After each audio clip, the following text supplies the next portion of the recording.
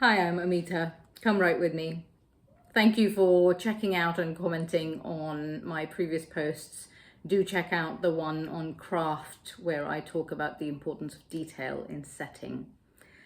I'm going to talk about something today that I hear a lot of new writers ask about, and that is this thing of I used to enjoy writing, or there are times I enjoy writing, and then there are times I don't.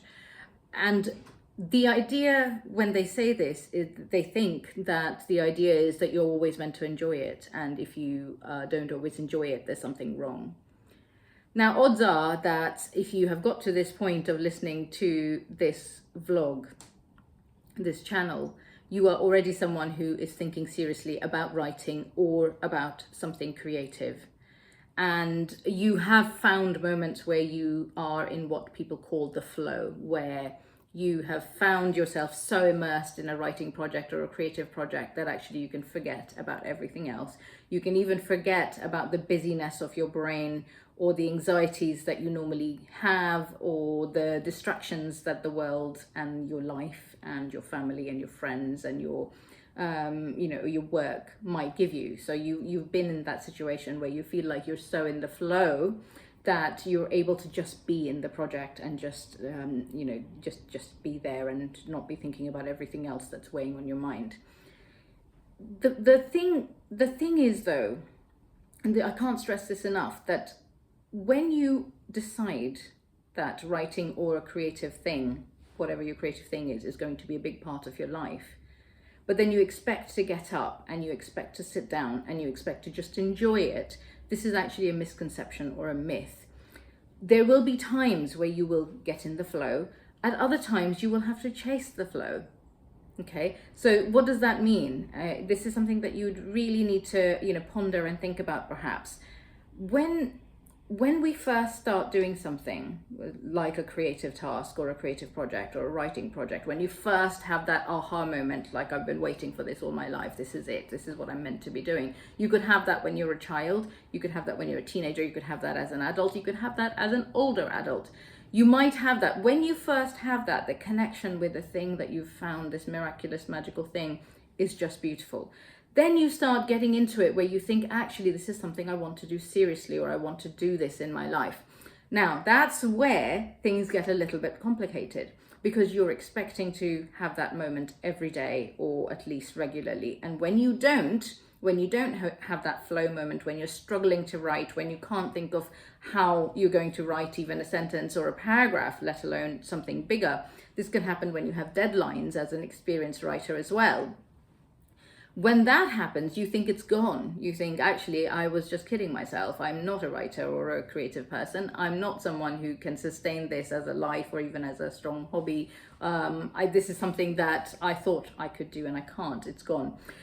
You might also think I was a one-trick pony. I did a story that perhaps got published, or it hasn't been taken up yet, or I wrote a novel, I can't write more.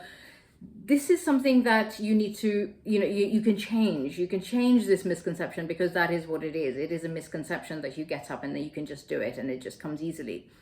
If you think about this, I have a friend who's a pianist, and they're a world-class pianist, and they perform in orchestras and all kinds of big occasions and festivals.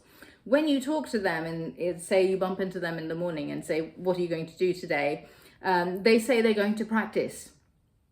A pianist, a musician, a violinist, a cellist, a dancer, they know that you have to get up and you have to do it. A dancer, for example, I've been a dancer in the past, you have to get up and do your thing, your practice, your rehearsal, your whatever. You're performing sometimes where you're not really feeling it on that day and your body's not really feeling it, and you still get up and you do it, because writing is a discipline.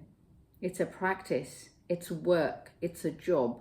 And you honor it as if it is those things. You don't think about it as something that comes and goes. You do it when you feel like it, and you don't do it when you don't. A creative practice is something where you will have at moments ease. You will just kind of be able to do it. But actually, a lot of the times, you're struggling to think of what to write. You're struggling to construct a good sentence or a good paragraph. What you wrote yesterday, in fact, you've woken up today and you looked at it and thought, that's a bit crap, that wasn't very good. What I can only stress there is that when you're in those moments where inspiration isn't coming, what you're thinking about it slightly the wrong way. You're thinking that you need to be inspired in order to write, but actually the truth is you have to write in order to be inspired. This is something that is a really, really important thing to get into your head. You sit down every day. Now, I'm a big believer in daily practice, and I can talk about that in a different post, but people who know me know that I'm a big believer that you need to do a little bit every day just to keep your brain fertile and working. Now, you sit down and you do it, and on days where you aren't really feeling it, do a minimum amount that you've set for yourself, and you wait till it clicks back in again. I can promise you that by sitting down and doing it, even on the days you're not feeling it, the inspiration or the flow moment will come back. If you're just thinking about it and agonizing over it, the flow moment is going to take much longer to come back, and who knows when it will come back, because you're chasing something that is actually this mythical, magical thing that happens when you're actually chasing it and waiting for it and working at it and showing it that you're there. Okay, so that's a trick that I wanted to share with you, that it is something that you can call back and you can make friends with, but you have to understand that it is something that you just need to be there for every day, or as often as you can be. I will talk about the daily practice in a different post, but I hope you enjoyed this one. Do like and subscribe to the channel. If you subscribe, you'll never miss a post, and it will in fact show you, because I have a lot of posts already ready to go on different dates. So if you subscribe, you'll know what those are, and subscription is free. Thanks for listening.